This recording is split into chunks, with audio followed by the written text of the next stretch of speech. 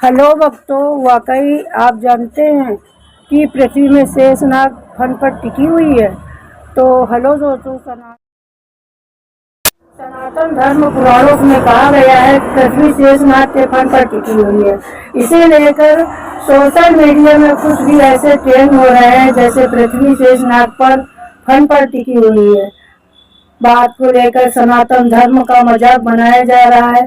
वाकई वाकई धन जो धरती है वो शेषनाग पर टिकी हुई है और ये मजाक की बात नहीं है। भक्तों, आज मैं बताऊंगी इस बारे में धर्मशास्त्र आधुनिक विज्ञान क्या है। और जो भक्तों पुराणों में कहा गया है,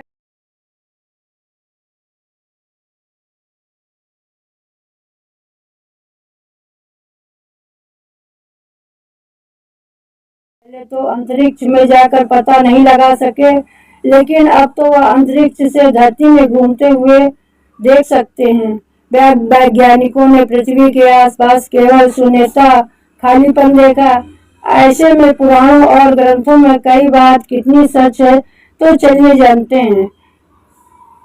भक्तों, शेषनाग का वर्णन भारत में कई धार्मिक ग्रंथों में मिलता है और यही बात नहीं, अलग अलग तरीके से शेषनाग के फन में पृथ्वी को धारण किए हुए है और व्यथा इसकी व्याख्या कितनी मिलती जुलती है आप खुद जान सकते हैं।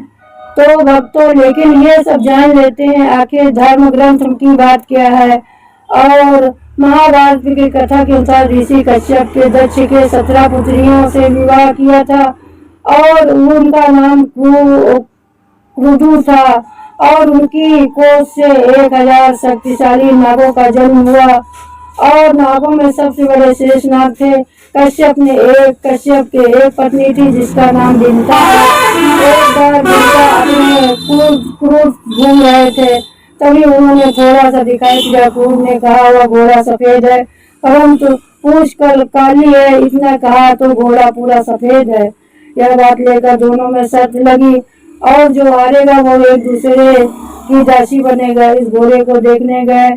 अगला दिन आकर क्रुदु ने शर्त हारने पर डर में सर्प पुत्रों को कहा और इस तरह से वो चिपककर काली पूंछ का आकार ले लिया। बिंदक कद्रू ने और अपने भाइयों को कपट भावना से देखने के बाद शेषनाग अपने परिवार और भाइयों को छोड़ दिया। हिमालय और गंधमादक पर्वत पर जाकर तपस्या करने लगा। उसकी तपस्या से प्रसन्न होकर ब्रह्मा जी प्रकट हुए। उन्होंने वरदान दिया, बुद्धि धर्म विचलित नहीं होगी। और साथ में भगवान शेषनाग से कहा, पृथ्वी पहाड़ नदियों के कारण हमेशा हिलती रहेगी और इस तरह से फन धारण कर ले। तभी शेषनाग पृथ्वी पर हमेशा धारण किया हुआ है। तो भक्तों, ये सब धर्म ग्रंथों की कही गई कथाएं हैं, लेकिन इस वैज्ञानिक तर्क का अर्थ है। आप जानते हैं, तर्क हमारी पृथ्वी पर जिस तरह सौर मंडल पर स्थित है, वह सौर मंडल अनेक तारों पर आकाश मंडल नाम की मंदाकिनी स्थित है। इस आकाश गंगा का नाम मंदाकिनी का आकार है। सर्पलाकार यानी सर्प के आकार की सभी मंदाकिनी शिकारी भुजाएं सब सम्मुख योगराज सगरी के पास स्थित है। इस प्रकार वैज्ञानिक तत्व रूप से शेषनाग सर्प व्याख्या नहीं है, इसलिए कश्यप रूप से मंदाकिनी सर्प होने से उनके पास पृथ्वी पर होने के इनकार कर रहे हैं। हमारे ग्रंथों में रचयिता अंतरिक्ष में जाने पर समक्ष या ये पता है कि व्याख्याओं में कि अंतरिक्ष ब्रह्मा ग्रह नक्षत्र खाली वहां समझने में सक्षम है। मंदाकिनी से बाहर जाकर काशगंगा पृथ्वी स्थित है और इस तरह से भांति भांति प्रतीत होते हैं।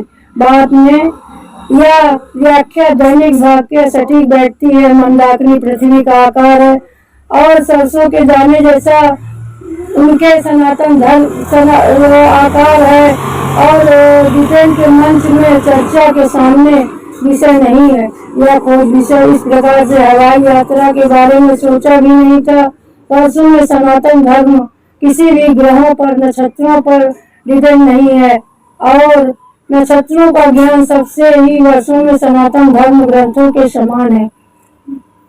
और यह ग्रहों नक्षत्रों का उल्लेख किया जाता है शास्त्रों में। अपने निवेदन है कि कुछ लोग ऐसे ईर्ष्याग्रस्त प्रचार और भ्रमित न हो, इसलिए आप इस गर्व को करिए और दुनिया में सबसे प्राचीन संस्कृति का हिस्सा है तो गर्व से कहिए आप सनातनी हैं। तो भक्तों, हमारा यह वीडियो आप लोगों को अच्छा लगे तो आप लोग लाइक और सब्सक्राइब जरूर करिएगा। तो सभी को राधे राधे। आपको अच्छा लगा हो तो कमेंट करके जरूर से जरूर बताइएगा।